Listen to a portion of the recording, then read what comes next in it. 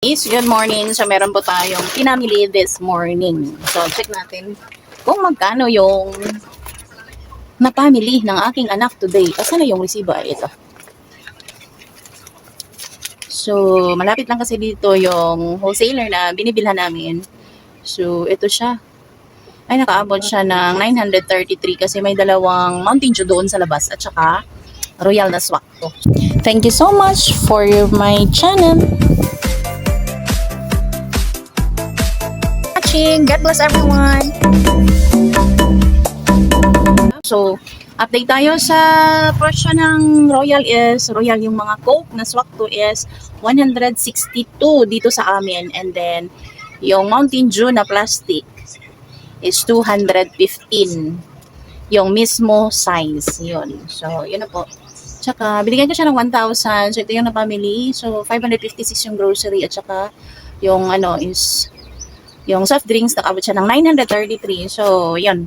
Ginawa ko dito, kung ano, like for example ngayon, pinadalhan ko siya ng 1,000. And then, pag may change, may lagayan ako ng magkano yung i-change, ilagay ko doon as my savings po. Para kung may kailangan bilhin, at kung may kailangan bayaran, so meron tayong makukuha kahit paano. Kasi wala akong savings po. Kaya, ayun. Wait lang, may bibili ng itlog. So, yun. So, check natin ngayon kung ano yung napamili namin. Napamili namin yung anak pala. Ang anak ko po pala yung bumili. Kasi every time na mamili dito morning is yung anak ko yung nabili. Ano yun? Ang corneto? Tag 30 ang corneto. Ano ba 30 oh? So, ayan. Proceed tayo kasi start naman na lumabas yung mga bata. Yung mga elementary. So, ayan. So, proceed tayo. So, ito na yung laman ng neto. Ayan.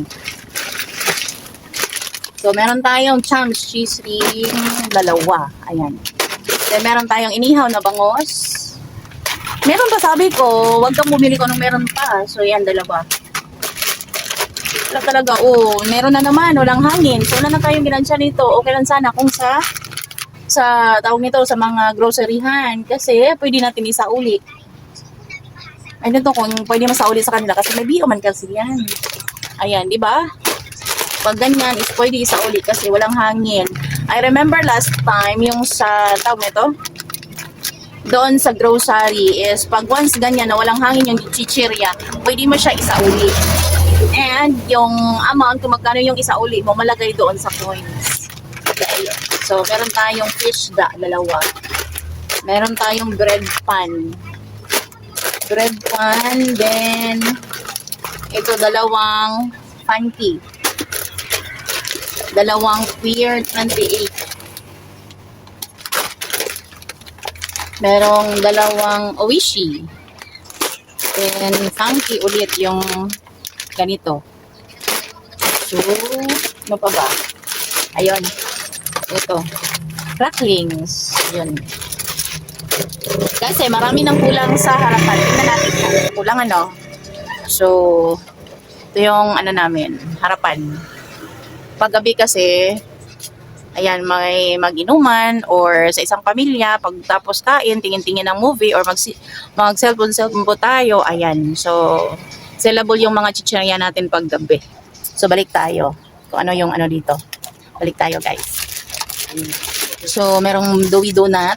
Ayan.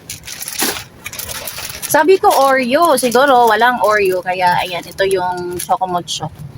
So we'll see kung magkano yung mga ganito na. Pagkakaalam ko, nakita ko doon kay Ate GB is nag-increase yung presyo ng Ribisco ata. Yun, tingnan natin mamaya. Max na yellow. Yung candy ko dito is 4-5. Lahat ng candy, 4-5. Fudge bar is, check din natin yung fudge bar. Kasi yung lava cake is 95 na po. So, ibig sabihin, 95, then 10 pieces. So, 950 yung isa. Pag 10 pesos yung presyo natin, so, 50 cents lang yung sa atin. Diba? So, titingnan natin ngayon kung magkano yung presyo ng Dewy Donut at saka fudge bar. Then, eto. Family. Yung mga sardinas ko dito, yung presyo is 30 pesos. Magkano na po sa inyo, mga kasari? Magkano na po yung mga ganitong mga sardinas? Dito sa akin, that is 30 pesos. Unsa man?